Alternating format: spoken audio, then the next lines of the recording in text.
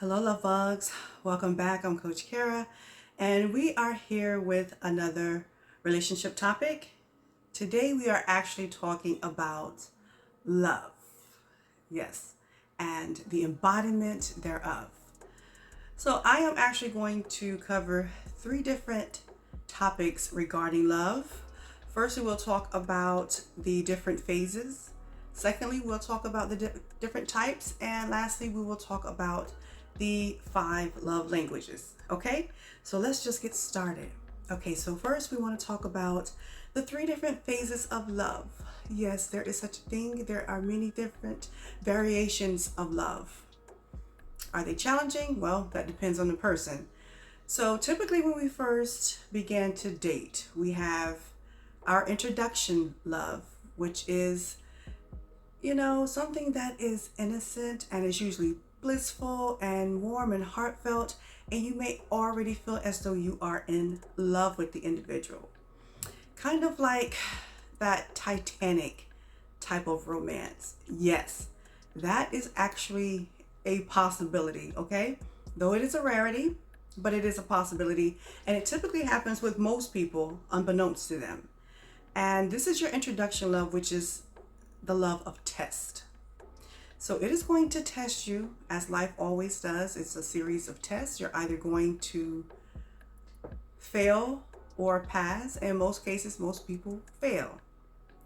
And when you don't succeed at the introduction love, which is the easiest type of love because it's just so light, when you don't succeed, and as humans, if we lack faith, we tend to allow our insecurities to overpower our judgment. And ultimately, well, we know the outcome of that. And so what happened is, we are in gold if you are a person who dates with purpose and you are a committal type. Well, you've probably been searching for real love all your life. And in order to get there, you're going to have to go through phase number one. But because you failed, not realizing why, your next situation will be that of hard love or karmic love.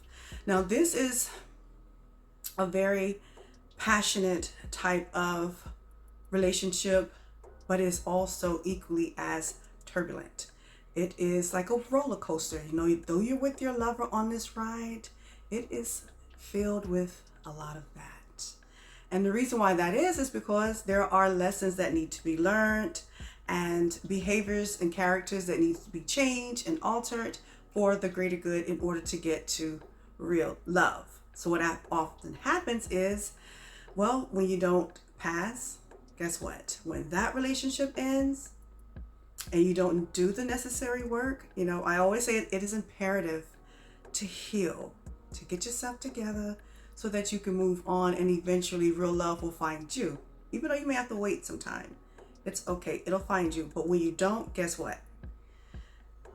You run into another situation of the past. Same shit, different body. And that will continue on and on and on until you have learned your lesson with love. So to sum it up, most people will never have real love because they don't do the necessary work and go through the healing process to get there. So there you have it: introductory, karmic love, and of course, real love, which is life-changing. All right, so that is all for the different phases of love. Next, we will talk about the different types of love. So some of you, especially, you newbies who are new to the dating and relationship world, and you may often wonder, is it possible to love multiple people? Well, the answer to that is yes, because there are different types of love. There's actually 12, I believe, but relationship wise, I would say maybe 5 to 7, but we're only going to talk about 5. And the reason why that is a possibility is because people have different ways of loving individuals. Just say, for instance, if you're in a relationship and you're wondering if your person actually loves you or the other person, probably yes. They probably love you because you probably have that or they have that empathy type love for you. You know, perhaps you are a heartfelt, genuine, honest creature, and you're loving and you're warm. And who could not love such an individual who is just so affectionate and kind and nurturing and has all of the attributes that one could possibly want from a partner? Nevertheless, there's another type of being out there, possibly someone they have a romantic type love for. And this sort of connection is intense and it has lots of sex and passion. So if you are involved with someone in this sort of romantic state, over a period of time, emotions will build. They will ultimately form, and that's more in a physical type of way. So someone can love one person empathetically and romantically. All right. And so next we have the unconditional love, loving someone regardless of flaws, whatever the case may be. And most situations, or yeah, I would say it's a situation. It's usually one type of person, one partner feels that way, whereas the other person is typically your, basic asshole. They're the complete opposite. And so this person is just accepting this person for who they are and tolerating all sorts of, poor behaviors because of their unconditional love that they have for this individual. So yeah, there's that.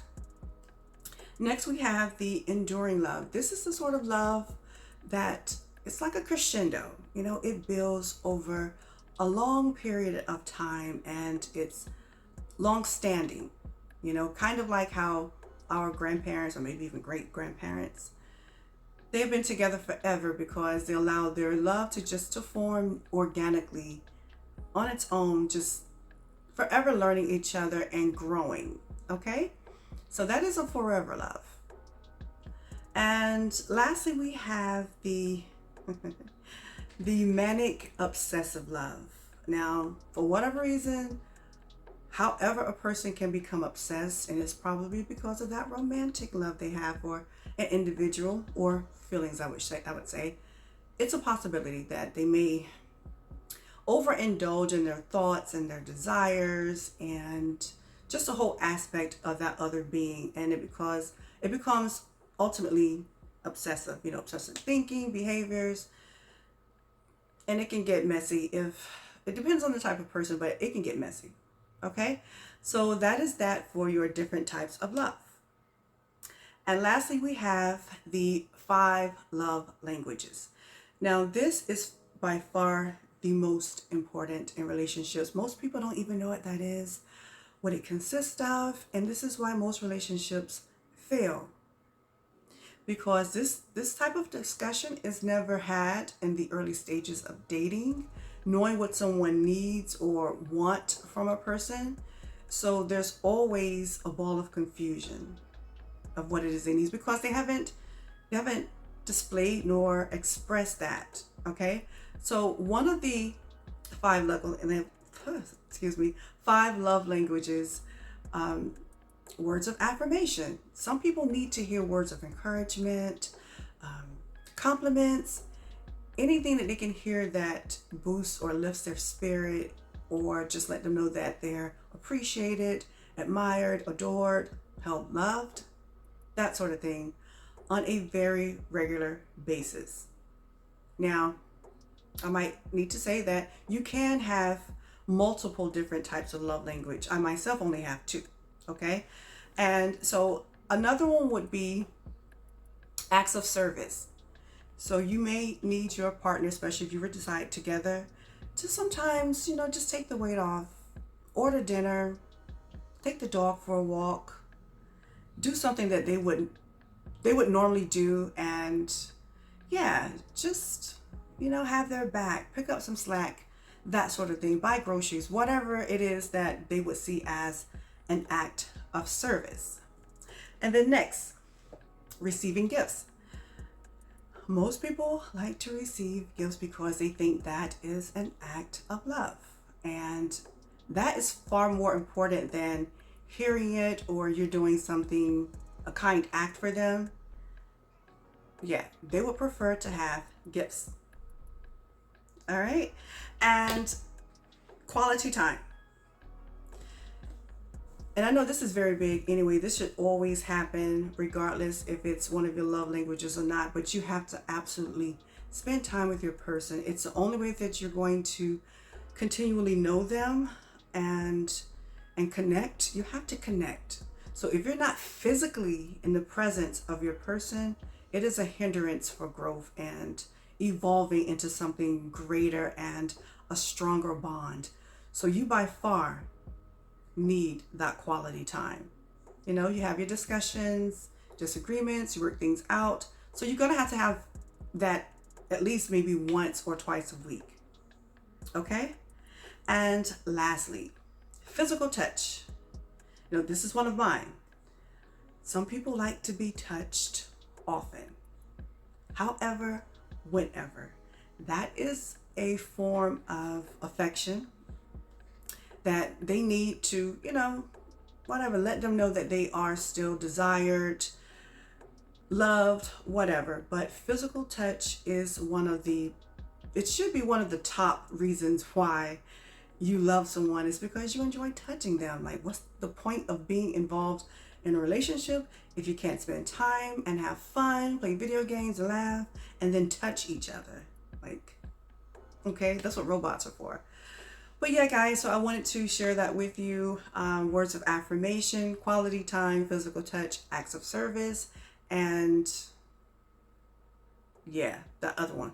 Okay, guys, so hopefully this has been insightful for you. I hope it have. If you have any further questions, all of my information will be linked down below. But as always, thank you for joining me. Until next time.